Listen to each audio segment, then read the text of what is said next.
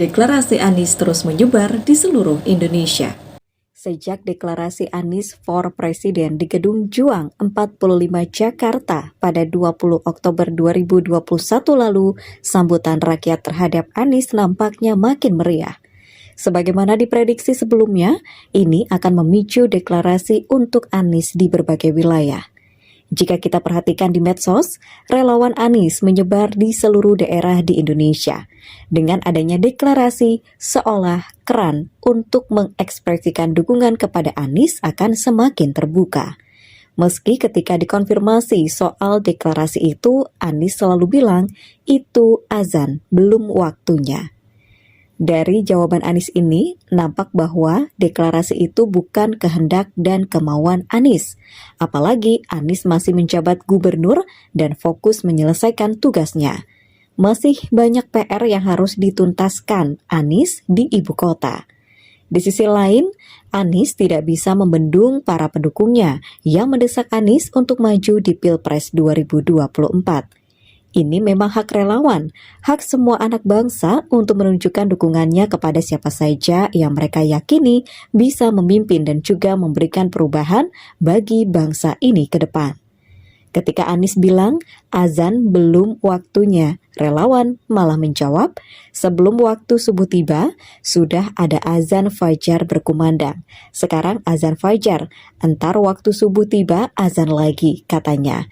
Namanya juga relawan, semangatnya nggak bisa ditahan. Boleh jadi para pendukung Anies ini gregetan melihat berbagai kampanye dini yang masif dilakukan oleh sejumlah tokoh, baik melalui media maupun pemasangan spanduk, juga deklarasi beberapa pendukung tokoh yang lain. Sejak relawan yang mengatasnamakan diri Anies, Aliansi Nasional Indonesia Sejahtera ini deklarasi, maka terpancinglah para relawan Anies di berbagai daerah untuk ikut mendeklarasikan Anies. Antusiasme para relawan Anies untuk deklarasi semakin tidak bisa dihalangi. Di Tegal dan Purbalingga, Jawa Tengah misalnya, relawan yang mengatasnamakan Satria telah berturut-turut mendeklarasikan Anies. Di Bengkulu dan Riau, deklarasi Anies sedang digalakan. Pemuda dan tokoh tua dari Indonesia Timur ikut deklarasi Anies di Bogor, Minggu kemarin, 7 November. Kelompok yang mengatasnamakan Mileanis 24 di Sulawesi Barat juga deklarasi Anies for Presiden. Dan hari ini, 8 November 2021, kelompok masyarakat yang mengatasnamakan Siap_Indonesia juga deklarasi Anies di Gintung, Tangerang Selatan. Deklarasi Anies jika terus dilakukan dan sosialisasinya masif di media maupun medsos, ini potensial untuk menaikkan popularitas dan elektabilitas Anies. Hanya dengan elektabilitas, Anies akan diperhitungkan oleh partai-partai politik untuk mengusungnya. Kabarnya dalam waktu dekat akan ada lagi deklarasi di Banten, Bandung, Garut, Tulung Agung, dan Surabaya, Jawa Timur. Ada beberapa kali deklarasi dalam setiap bulannya.